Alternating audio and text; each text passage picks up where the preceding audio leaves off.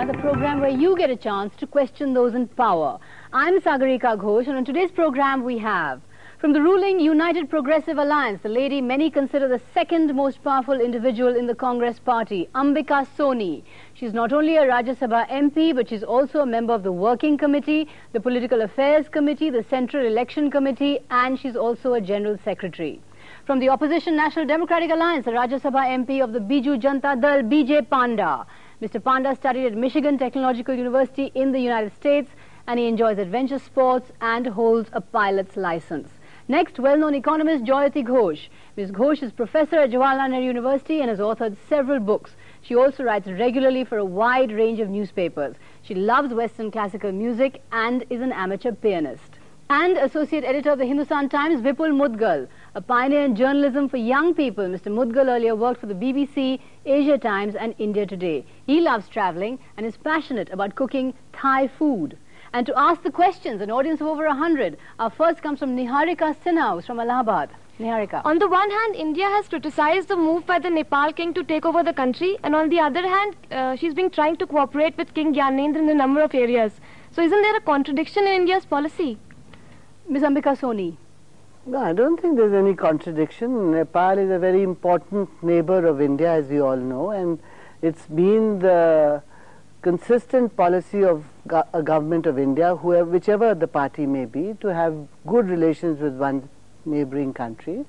What has happened recently, the way democracy has been snuffed out, naturally the Indian government has expressed its concerns, would like to see democracy back, while accepting that it's an internal affair of the country, of Nepal. But as a democratic country, as a neighbor, Indian government has expressed its concerns, and I think rightfully so. But isn't the Indian government caught in a bit of a bind? I mean, if it criticizes the king too much, doesn't it then run the risk of strengthening the hands of the Maoists, which, given India's own problems with Naxal/Maoists, might be a problem for the Indian government? So India is actually trapped between the two polarities in Nepal's politics. No, I don't think it's a question of going with one at the cost of the other. It's a question of drawing a right balance. There are certain accepted norms on which foreign policy is run, as we all know, and it's not going and criticizing the king per se. It's the move. It's snuffing out freedom of the press, whatever measures may have been taken. If the neighboring countries, especially India, does not voice its concern, there are people over there looking to the neighbors of Nepal to express their concern. It's not jumping from one side to the other. It's drawing a balance. And right. But according to news reports, the CPM, the NCP, the RJD, as well as the Samajwadi Party have all asked Manmohan Singh not to give any legitimacy to the king whatsoever. Now, what leverage does the Indian government actually have to exercise any kind of democratic pressure on the king? Well, I can't claim to speak on behalf of the government of India. But if you can't, then nobody can. No, it's a coalition government. There's a program on the basis of which the government is running, and the parties you've mentioned, most of them are cabinet colleagues, have cabinet colleagues in the government of India of Dr. Manmohan Singh. So they must have, in the cabinet meetings, expressed their concerns and what they should do. But as a citizen, as a part of the ruling party, one of the parties which is in office, I feel that the government of India, while saying that it's an internal affair of the country, has expressed its concerns about the democratic rights and democracy coming back, not being derailed. I think that's the way for the moment, let's see. India continues to have ties with the Royal Nepal Army. The defense attaché is meeting his counterpart in Nepal. The ambassador has met the foreign minister, or the new foreign minister of Nepal. So on an official level, contacts seem to be continuing. Yes, because you haven't snapped your diplomatic relations until such. If that was to happen, then all these things would automatically stop. But you haven't stopped. It's a neighboring country, as I said right in the beginning. We would like to, even in the case of some other countries where we've not had very cordial ties, where we've had reasons of greater concern, we've always said that dialogue and keeping your doors and windows open for dialogue is the only way of resolving issues, whether in this country or in the neighboring country. Right. Panda, is there a contradiction in the Indian government's attitude towards Nepal? On the one hand, rhetoric about assault on democracy, on the other hand, official level ties? Yes, there is, but it's nothing that's not manageable. We must look at this from India's point of view and India's concerns. On the one hand, we are a bastion of democracy, and we obviously cannot tolerate overthrow of democratic governments in our neighborhood. But at the same time, we must realize realpolitik. We deal with Myanmar, for instance, and that government cooperates with us in weeding out terrorist bases like Alpha bases. And we have serious concerns with the Maoist movement in Nepal because of its linkages with the Naxalite movement in Bihar, my home state of Orissa, and Andhra Pradesh. So I do hope that the Prime Minister can withstand these contradictory pressures from within his coalition partners and manage these two aspects of our foreign policy needs. But can India actually leverage any kind of influence over Nepal in terms of bringing back democratic functioning? I think India's actual leverage is limited. And I think this is clearly demonstrated by the way in which the king has acted with virtually no sharing of information with the Indian government. Not that the Indian government could have supported him in any case. I think we have limited leverage because economically there are, Nepal also borders China, for instance. We will have to use our economic and military ties with the Nepalese authorities and make the best use of whatever leverage we can have. Right, let's have some comments. Is the Indian government's policy contradictory towards Nepal? How about the gentleman here? There is an apparent contradiction, but why should we deny that there is no contradiction? As a matter of fact, in politics, contradiction is inherent. As a matter of fact, the government, you see, you have Lalu Prasad Yadav as your government, and you are let's stick to Nepal here. Against it. So no, what I mean is there is contradiction. So why should one not expect contradiction? There is a contradiction. But any other comments? How about the gentleman in the back there?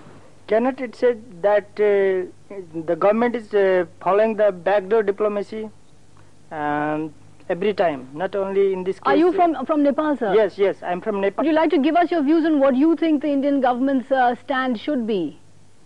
What should India, the government of India? India shows that what we see from the publications of media, newspaper, etc., that their own view comes, and later the view is changed. Then we can guess that the India is playing like the backdoor diplomacy. Are you from Nepal as well? Yes. Would you like to give us your views? It's like this. The Maoists is India's problem as well. But in the other hand, India is helping shelter some Maoists. Like, for example, in Chennai, I think a year, 2 years back, there was a Maoist who was caught, and when the Nepalese government had tried to extradite him, the Chennai court, I think, said on human grounds or whatever, and he could not be extradited.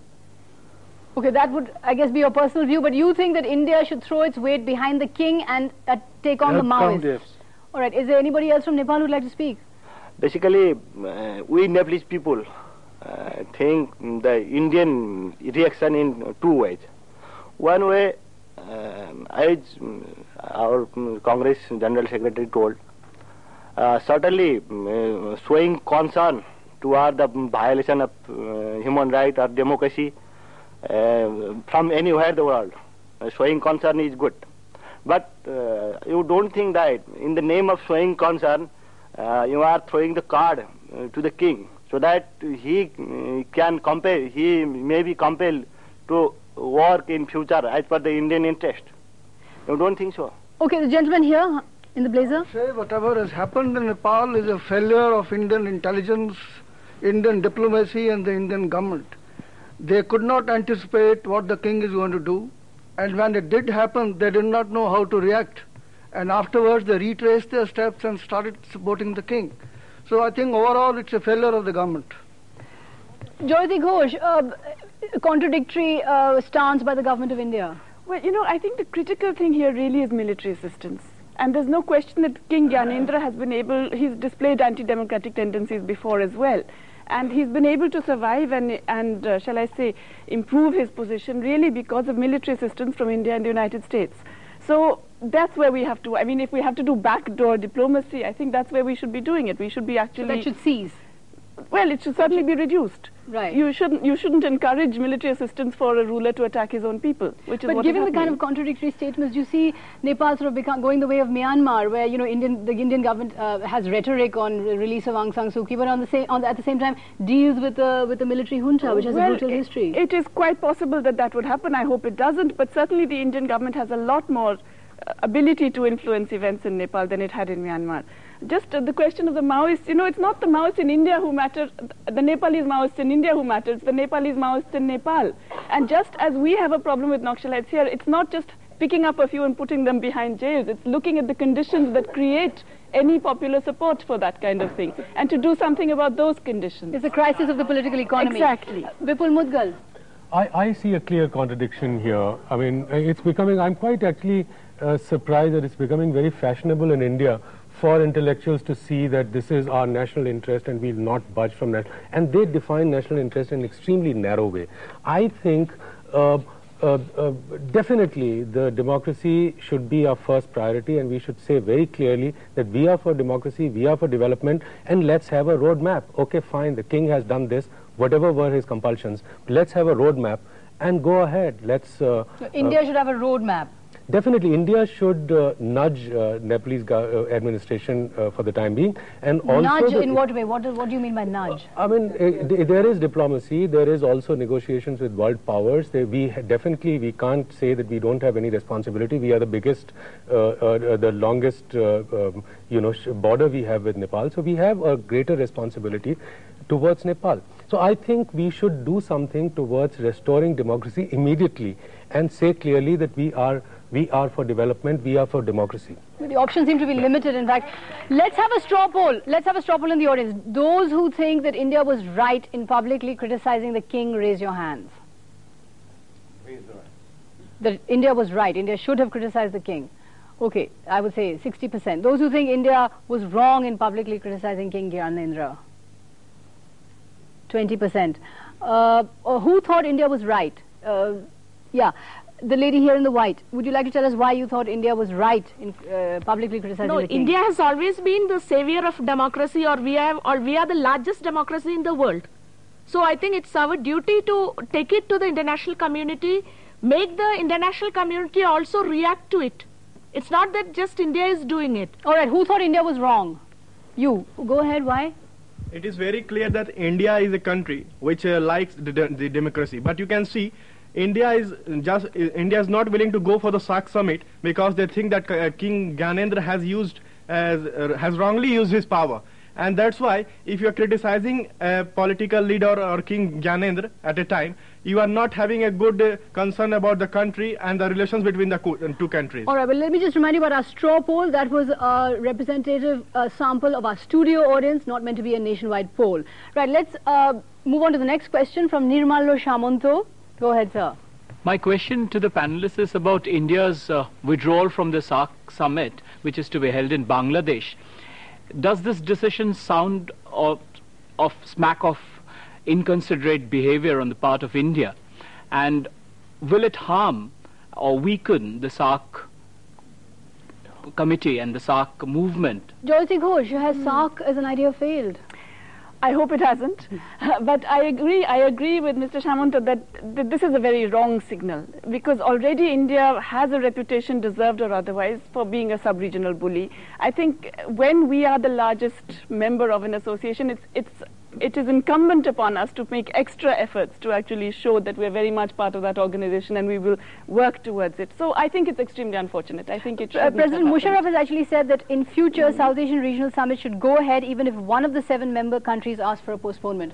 Do you think the SAARC summit could have gone ahead without India? No, because unfortunately that's realpolitik, right? I mean, it can't. It doesn't mean much without India, and that's why it was so unfortunate. Right. Vijay Panda? I think it was silly of India to cancel its attendance. What would the NDA have done? Would they have gone? Well, I hope we would have gone, because I think it's hypothetical, but in any case, I think it's silly to have not gone, and I think it's a temper tantrum. I think they're kicking themselves in the foot for not having intelligence, as the gentleman was pointing out, that these events were about to take place. But this is no way to deal with Right. a failure on Why one can't front. SAARC become like ASEAN, which is primarily forged by economic considerations and not hostage to political crises? Well, we have such flaring political issues that simply, I don't think it's India's wish. I think it is the wish of some neighboring countries to not let politics take a back seat for the time being. If that would happen, I think it would be best, because if for a generation we could put political crises apart and focus on economic development of the region, I think the politics will sort themselves out. Right. Let's have some comments. Was India's decision not to participate weakening SAARC? Just one sec, sir. One sec, sir. The lady in the back there in the black. India says that it needs regional cooperation, and then 2 times coming out of the SAARC meet. Isn't it like against this? Regional cooperation needs to be developed, so there is a need to attend this meeting, but India is coming out because of security reasons or the Nepal issue. So in a way it's very contradictory to it. That's Any other comments? How about the gentleman here? This is contradictory. On one side we are saying that this is an internal affair of Nepal, and second side, at the slightest thing, we are trying to pull out of SAARC meeting. These two things are contradicted. Go ahead, ma'am. If India backs out, then a giant like China can take an economic advantage over all this issue. So we are to a great disadvantage. So we have to think of our own interest, economic interest, before taking such drastic decisions. Well, China is unlikely to be interested in SAARC. It's trying its influence. The gentleman at the back after there. this all happening in Nepal, if King Gyanendra can come and attend the meeting at SAARC, maybe when he has not commented on anything and India is pulling out because of Nepal reason and the security reasons, maybe India should go over there and they should know the reason from King Gyanendra. Maybe he speaks at SAARC and come out to the nation and from the nation. Okay, Vipul Mudgal, India has not gone to SAARC. Has this weakened the organization? Definitely it has. I think there is one more dimension. I think people have brought out quite important point that obviously Nepal could be in the backdrop of this withdrawal. But Bangladesh's own internal flux is also, I think, one of the reasons why pro-India elements or some of the political parties, the democratic political parties, have been saying that look at Bangladesh, this is also a way of saying that internally in Bangladesh there are many problems and India is highlighting those problems by withdrawing. But I think India could have easily used SAARC for leveraging, on Nepal issue. It was quite easy, but India obviously withdrew and lost time. Ambika, Soni, you agreed to the dates and then suddenly you pull out. I want to add one. The gentleman here talked of Indian intelligence having failed and all that. Well, that's a comment which we can make going by events as they unfold in the newspapers. On SAARC. No, I'm talking of SAARC only. It's possible. It's quite possible that the intelligence reports to the government of India, which we can only conjecture on, could have been to the effect that it is not advisable for India to go. I cannot imagine a Prime Minister of the genre of Dr. Manmohan Singh, a known economist, who would like to jeopardize a movement SAARC, which was carved soon after ASEAN was not available to us, and we have tried to also, in our own way, whether big or small a country, nurse it to be a platform for this entire region. I don't think it's been like an off-the-cuff decision where we have jeopardized the entire SAARC movement. As for General Musharraf's comments, well, then a proper thing will have to go into the rules and regulations of the SAARC, because as of now, if any one country, leave alone a big or a small country, decides not to go to SAARC, the meeting doesn't get held. And it's not only Nepal, but also, as was rightly pointed out, the events in Bangladesh. I mean, you see the scenario around the country. There are other concerns as well, which would have prompted a personality like Dr. Manmohan Singh to have opted out of attending. But would this not have been an opportunity to put these political issues on the back burner and strike out towards economic cooperation? I mean, if you look at it in simplistic terms, yes, it could have been. Let me go to Mr. Shamunto, who asked the question. Are you satisfied, sir, with the panelists' answers? To some extent, yes, but I still feel that though I agree that Manmohan Singh as a Prime Minister would have taken this decision after considerable thought, but the movement as a whole certainly suffers, because it is to look at India's interest along with the other nations which are there, which is of a very large movement, and with with the present globalized conditions of the world, I think it was a very powerful movement which India had initiated and India was working. So I think we have to look into this more deeply as things unfold. Maybe we can again look. We can deferred. It's not like gone forever. Postponed. It's just postponed. I mean, it could take place a month or so later. Now it's looking like the South Asian Association for Regional Conflict rather than regional cooperation. I agree with what Ambika ji has said about the Prime Minister, and I admire him. But my worry is that despite his own instincts, he might have been pressured by some of these coalition partners who have gone ahead and made knee-jerk statements on regional issues. And if that's what has happened, then it's really sad. Okay, let's move on. You would know about knee-jerk He's been a statements. part of a coalition government which... Let's move on to the next question. Ms. Kusum Chadha, who's a lecturer in political science. Go ahead, ma'am. After Condoleezza Rice's visit, do you think the meeting between the new Palestinian leader Mahmoud Abbas and the Israeli Prime Minister Ariel Sharon, there is any real hope for peace in the Middle East? Vipul Mudgal, the meeting of Mahmoud Abbas and Ariel Sharon, a moment of hope. Definitely, it's a moment of hope. If you heard the speeches, they were very explicit, very clear, and I am very hopeful. I think I've seen the Hamas statement also. It's very clear. Hamas has said that we are not bound by any agreement between Mahmoud Abbas and Ariel Sharon. But my feeling is that once Mahmoud Abbas goes back to Ramallah, and around the same time 500, 600 political prisoners are released, and another 400 are coming out. They also belong to Hamas. They belong to Al-Jihad also. So I think there would be an atmosphere of peace, and I think this will go ahead. This time I have a lot of hope. But there have been two accords, Camp David, Oslo Accords. Both have failed. They have largely failed because of the inability to tackle the militant voices. Definitely. In this particular case, do you think Mahmoud Abbas is less burdened than Arafat was in more tackling burdened. it? Actually, he's more burdened. But is he? Analysts have said he's less burdened. Maybe he has less stature and therefore less liability. There's no dearth of stature. I think everybody's looking at him. Whatever he said was something that the whole world was wanting to hear from him. I think there's not a problem of stature. The problem is there have been 10 ceasefires in the last many years. Now both sides have to rise above petty issues. Suppose there is a incident of violence tomorrow from this side or that side. There are tanks rolling from this side and there are, suicide bombers on the other side. I mean, you have to rise above those things and say, okay, these things also happen, we have to go ahead. We will not postpone peace or the peace process only because there have been small incidents here and there. BJ Panda, are you hopeful of lasting peace now in the Middle East? Very cautiously hopeful. I mean, it can be, we can be hopeful that perhaps Mr. Abbas has less historical baggage to deal with than Arafat did. And a lot has been written that in his last few years, Mr. Arafat was not able to deal with his contradictory pushes and pulls. For example, the last Camp David Accord that you talked about, if he had accepted the terms that he later indicated he was willing to accept, there might well have been peace by now. But as in all Middle Eastern affairs, although I think we should be hopeful, there's many a slip between the cup and the lip, and I think we have to just wait and watch. Okay, I'm just going to come to a second. Let's have some comments from, okay, how about the lady here in the white? We are not worried about Israel and Arab countries. We are more worried about the US stand, because US has always been interested in the Middle East region, especially for the oil. So now whatever plans or whatever issues they are going to bring up, that's what is going to worry us more than the other two. They might be interested really in the peace. All right, the gentleman there. I would like to make a point that the timing of the ceasefire, it was just as if Sharon was waiting for that, the change of administration to take place in Palestine so that another leader could come of Palestine to represent them.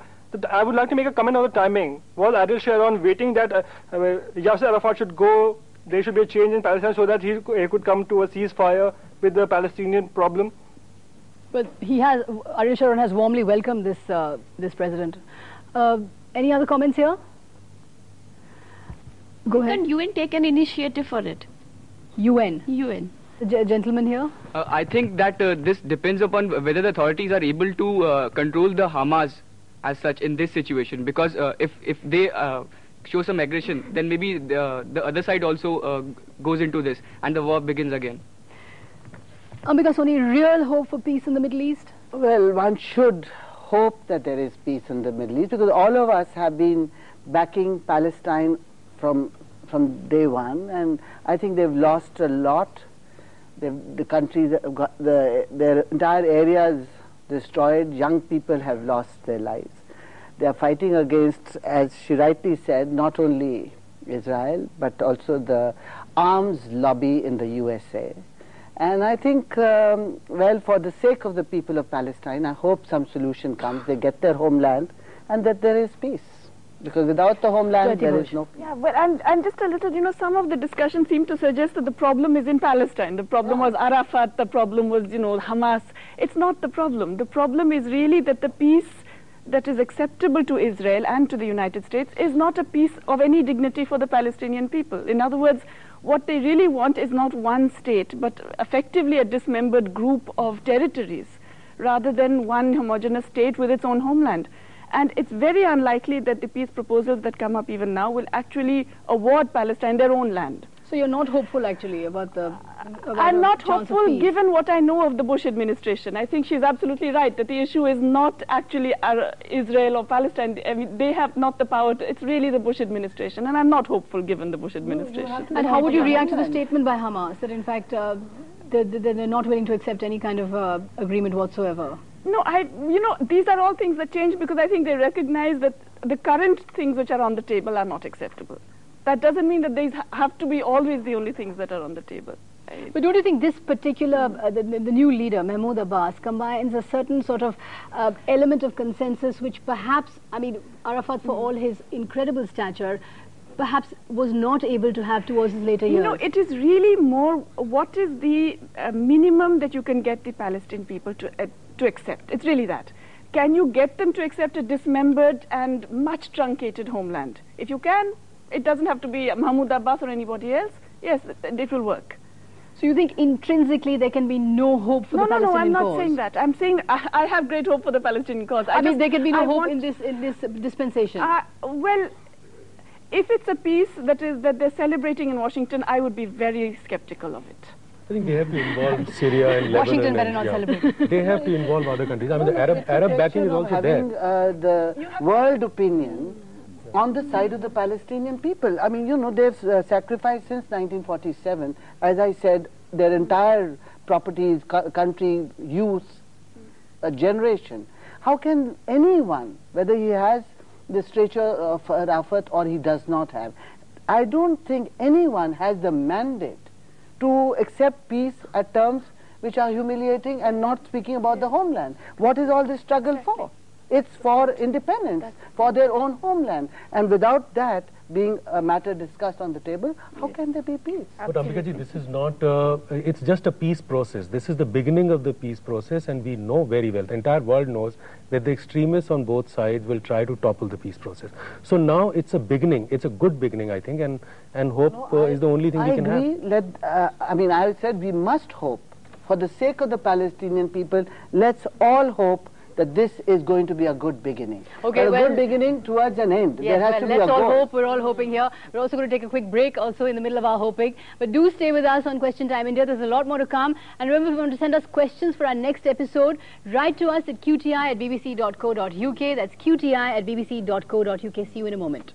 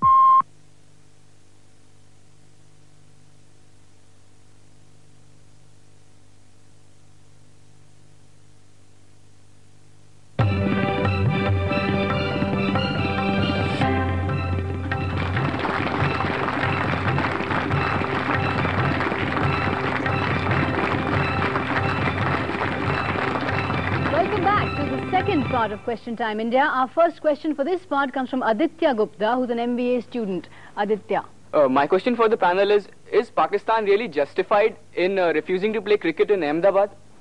Ms. Ambika, Soni. Well, I think politics should be out of all games. But it never is. After having said that, I mean, Pakistan has been changing the reasons for not wanting to play in Ahmedabad. So given by the reason they've given last, I would say, well, if they feel that security concerns or issues which are not political are what goading them not to play in Ahmedabad, one can't make a comment on that. But an earlier statement which had come and which we had all read about politics being the reason, I think that was unfortunate. So is the centre really keen that Pakistan play in Ahmedabad, or is it because there's a Narendra Modi government there that you're not going to push as hard as you would have had it not been a chief minister you're not at war with? Look, I already said that politics shouldn't come into it. So the government of India and the government of Pakistan discuss, or the two cricket boards discuss, what has been the format of such decisions before, or decisions not to play before. So are you endorsing Mr. Modi's statement that this is a matter of national pride? I am not going to ever, I hope never in my life, endorse anything which Narendra Modi has said or is likely to say, because politically and in every other way I stand opposed to him. But isn't it the prerogative of the host country to decide where test matches should be played? Well, yes, but the visiting parties have off and on, you have had instances in the past, expressed their inability to play in certain places or in certain venues. This is not for the first time. But the reasons should be which are explicable and not within the political environment of that state or the country. BJ Panda, your government started it all, didn't it? Last year when the Indian team was going to Pakistan, you raised the bogey of security, you sent a security team, then the government said it's not safe to play a test match in Peshawar or Karachi. So you really are the root of the problem.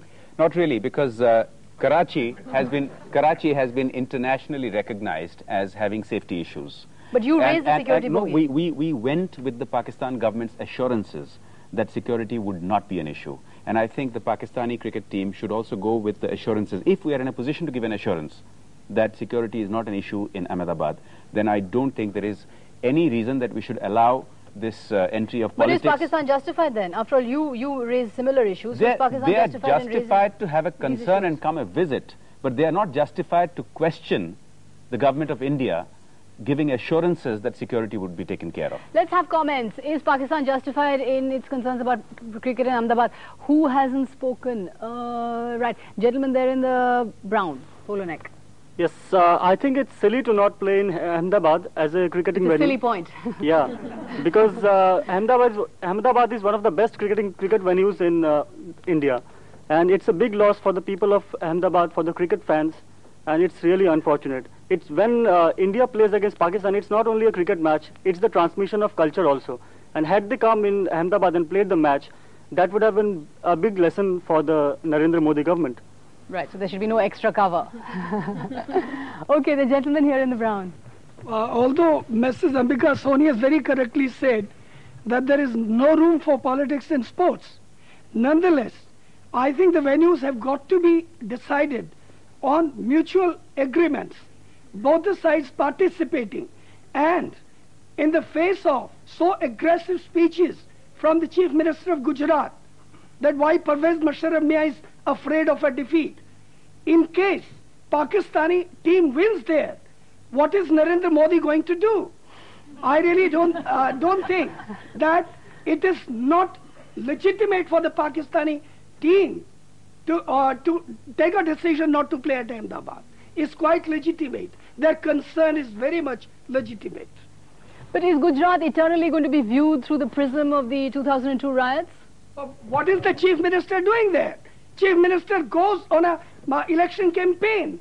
There is absolutely no reason for him to raise the controversy about cricket. And he talks about cricket there. Right. Time for Mr. Modi to introspect a little. As if he doesn't have any political issues there. Jyoti Ghosh. Yes, I must say I agree with the gentleman who just spoke. I think, it's completely legitimate for the Pakistani team to be worried about security, and I think that it's not just Ahmedabad. We have a history, unfortunately, of treating our visitors badly. Even in Eden Gardens, there was an unpleasant incident.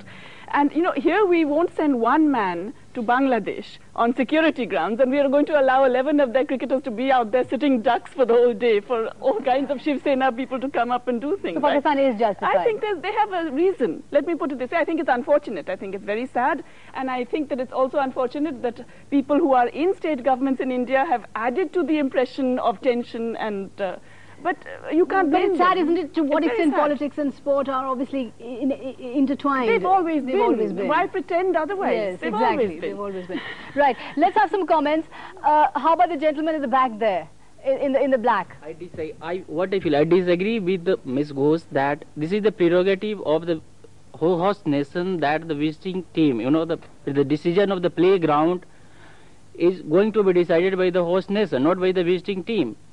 And what I feel that by this decision of the Pakistan Cricket Board that not playing at Ahmedabad is amounting to demeaning the stature of India, despite the fact that we have been a very good tradition of playing good host. Any other comments? Oh, all right, the lady here in the green. With all said and done, security is everybody's concern. So Pakistan has every right. Why can't either the state of Gujarat or the Indian government come out to say that we are here to provide you with full security? Why don't they offer it? Instead of leaving it BCCI or PCB to say that it is the venue to decide for them. Okay, Vipul Mudgal, is Pakistan justified? Is it not? Could we not assume that the Gujaratis would receive the team with unprecedented warmth? They would have, but I mean, somehow we have come to believe that when we go to Pakistan, then it's guest prerogative. When they come to India, it's host prerogative. It doesn't work like that. I mean, we have to, we have to play cricket, and cricket is much bigger than anything else. One thing that Narendra Modi So they're not has done, justified? Not justified at all. And what They Narendra should Modi, play in Ahmedabad. No, they should not play in Ahmedabad, and they should be taken on face value, whatever their concern is. But what Narendra Modi has done, he's also put unfair pressure on Indian team. That you have to win it, otherwise it will be a defeat of Gujarati people or hospitality, our nation or whatever. So cricket should win, and we should, we should play good cricket. Why does Narendra Modi not go in for a period of introspection, where he introspects on his statements? I think he should. I'm not here to defend Narendra Modi. But I think... You're not? No, I'm not. Okay. I think a lady here in the audience hit the nail on the head. The issue has taken on such proportion that I think the government of India should make it stand very clear whether security is taken care of or not. Okay, let's move on to the next question from Ranjani Rao, who's a teacher. Go ahead, ma'am. After the first round of elections, the exit polls are all predicting a clean sweep for the Congress. In Haryana, a majority for the Congress and JMM in Jharkhand, and hung elections in Bihar. How do you see this? How bad is this for the opposition NDA? Mr. BJ Panda, how bad are you feeling? It's been a really bad year for you. Lok Sabha, Maharashtra. I mean, you're really looking very shaky here at the moment. I'm actually quite all right because the Biju Janata Dal, which I represent, was the only party in the country that got re-elected and with a slightly higher margin in the last election. But yes, the NDA has... You're not worried about the alliance or anything? Well, we are. But you've picked on the wrong component to answer this question. But nevertheless, I think the NDA is in a period of transition. Right. And I think it'll see through... Is that what they're calling it? Well, that's what everybody is calling it. And I think it'll cope with it quite well. What's the basic problem? There are no issues? Is it because the second generation is infighting? What would you say is the deeper malaise of the BJP? I don't think there's a malaise as such. I think... Well, why do you keep losing elections? Well, I think we'll see how far we keep losing elections after the next round, won't we? Although we should take opinion polls with a pinch of salt from the last time's experience. When in doubt, blame the media. Ambika, Soni, go ahead. I mean, she said, firstly, I do agree with him that opinion polls should just be opinion polls to pass a day or have some reading at each other's cost. But the fact is that, I think elections fought on issues, even after a defeat, you carry on. Okay, not but giving the up your opposition is issues. looking in trouble, but you're also not really in a very good way. The No, exit she polls are just giving you said- one seat in she Bihar. just said that according to the in opinion Bihar, poll. Opinion poll, but you're playing second fiddle to Lalu Prasad Yadav there. You're playing third fiddle not. to Shibu Soren in Jharkhand. No, it's not quite. So you're not a resurgent national party. This is not the Congress returning as a resurgent national it's party. not that. I don't think we are playing third and fourth fiddles anywhere. You're having friendly fights. Yeah, that's true. It's part of the political process. You may be in an alliance in the center, but you have to fight for your political space in your respective states. Because if you don't do that, then one party will become the monopolist for a particular state, and that doesn't happen. The left parties are supporting the UPA. Yeah, that's tough battle. You have issues. Let the people of Jharkhand, Bihar, and Haryana decide who has the best merchandise, promises, or track record to offer. Let the people decide in a democracy. I don't think it's a question of playing second fiddle. Congress did, in order to keep the coalition of the UPA alive and vibrant, decided not to put up Congress candidates against the sitting candidates of our alliance partners. And having done that, we've tried to fight as many seats as possible. Okay, let's have some comments from the audience. How bad is the NDA looking? How about the lady here in the grey sweater? I would just like to tell you that opinion polls, we have to keep in mind that they do not represent the complete state. No as media a whole. bashing here. No, it's not about media bashing as such. In fact, I'm myself studying mass communications. I won't do that. But then keeping that very clearly in mind, they don't represent the whole of state. It's just a few people, few handful of people you're representing through the opinion polls. You cannot completely rely don't on believe them. opinion polls. All right, the gentleman at the back there, yeah. Congress is not a win-win position in this election because anti-incumbency factor is the main thing. Just a second. Support this kind of a contention that the political parties must sit at rest without doing anything at all, but wait for the incumbency factor alone. All right, any other comments? All right, the lady here in the brown side. Just a minute, sir. Just a minute, sir. Just a minute. At night, Jharkhand and Bihar, Naxalites are ruling. So there is no proper propaganda for the election. So a part of the population is not getting the chance to go for the proper election. I think it is not the right time even for the election. All right. Jyoti Ghosh, how bad is the NDA looking? You know, I'm going to do media bashing. I can't help it, Sagarika. I'm amazed that we can still talk about the results of opinion polls and exit polls. I mean, it's really, to an economist, it's such an example of market imperfection that you can still get away with it. It's not just the national elections. I mean, look at Maharashtra. Everybody got it wrong. We really have no idea how these elections are going to go. We have a sense in Haryana because everybody says, it's not just the opinion polls, everybody knows that Chautala is going to go. We really don't know. I think the Bihar outcome is very, very unclear still. I wouldn't be willing to put my bets anywhere. And so in case you're bad news for the NDA or good news for the NDA? I don't know. I think it's probably going to be a very mixed outcome. It could even be a hung assembly where all kinds of people can call the shots. Maybe Ram Vilas Paswan can switch sides. Okay. Anything can happen. Definitely. I would probably come to the rescue of opinion polls, and I would say that opinion poll is not a very precise science, but at the same time, if you're sincere, you can find out which way the wind is blowing. It's not impossible. So you see, so far they're all insincere. No. Good news or bad news for the NDA? The problem, Shakarika, the problem happens when you have too many, lack of uniformity. You have too much inside the rural area, and you go to the urban area, and Haryana is much more uniform than Bihar. The question is the travails of the NDA is what we're looking at. Travails of the NDA are continuing. I mean, there is no way out for them unless they rise above. Even the Congress party has not come up with any great political program. They've not really risen above the caste politics. They have nothing to lose. They can. But in Bihar, they're looking like a more integrated alliance than the Congress. Definitely, they are. They can actually come back to power. Congress, RJD, LJP is not ruled out even after these. Okay, but we're going to take. I want to just say. Okay. Just interrupt you. It's not media bashing, but I think. When in doubt, bash the media. No. I think it's a credit and a positive note for the electorate that even the media personnel, when they will go and ask whom you are voting for, they put them off the track. Because that means the people are conscious of the secrecy of their ballot. Why not give the electorate of India the All right, proper we're going to take credit? a quick break at this point, but do stay with us in Question Time India. There's a lot more to come. And remember, if you want to send us questions for our next episode, write to us at qti@bbc.co.uk. That's qti@bbc.co.uk. See you in a moment.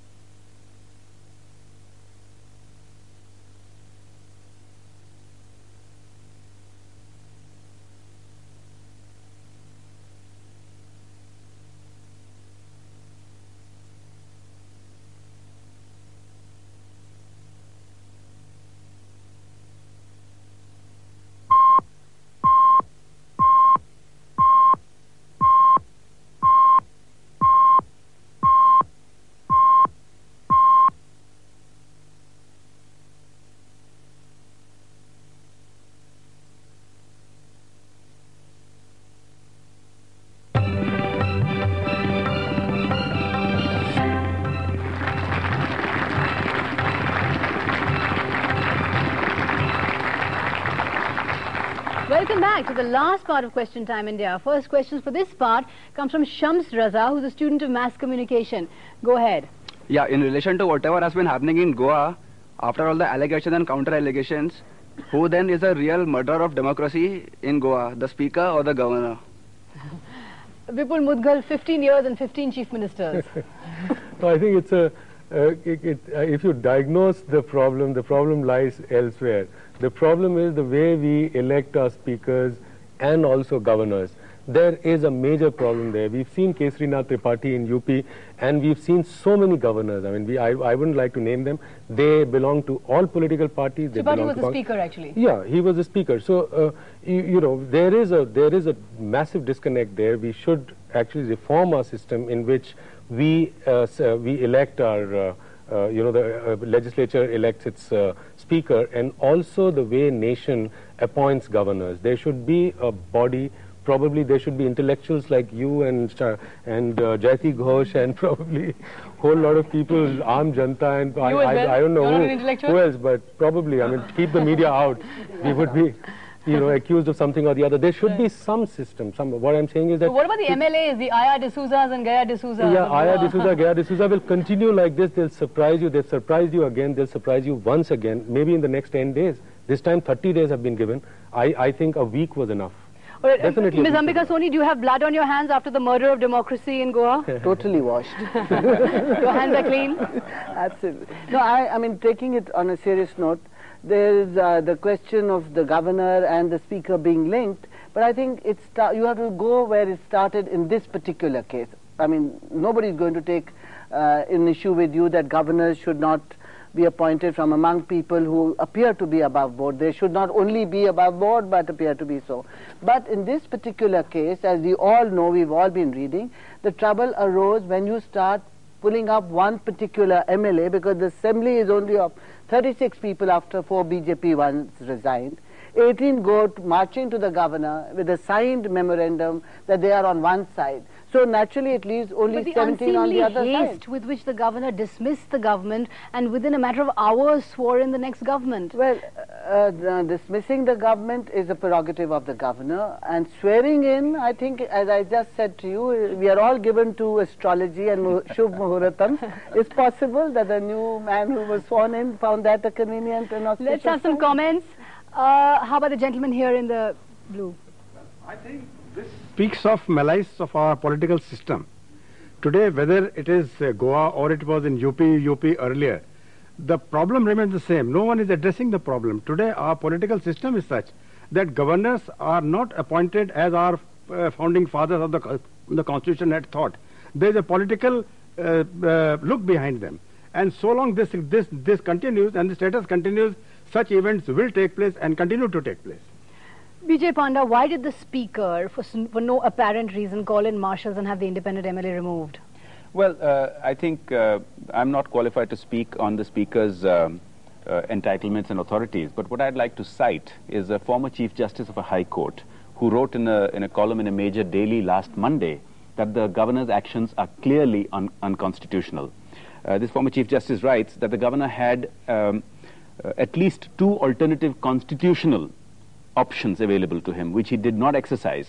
And it's very obvious and very blatant when you see that the Parikar government, which wanted to hold a vote of confidence in 3 days' time, was forced by the government to cut it by the governor to cut it short to 2 days, and yet when it comes to this new government, he gives them 30 days to indulge in horse trading.